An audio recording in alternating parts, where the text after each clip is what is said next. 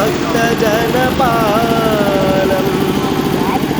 श्रीरामचन्द्रं शिरसा नमामि। अयोध्यवासं श्रीरामचन्द्रं साकेतवासं सुन्दररूपं देवादिदेवं श्रीहरितेजं दशरथतनयं कारुण्यमूर्तिं श्रीनीलमेघं नाजानुबाहुं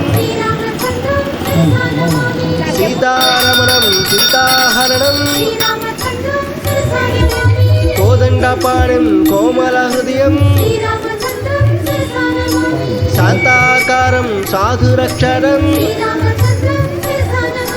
कोसलवासं कामितफलदं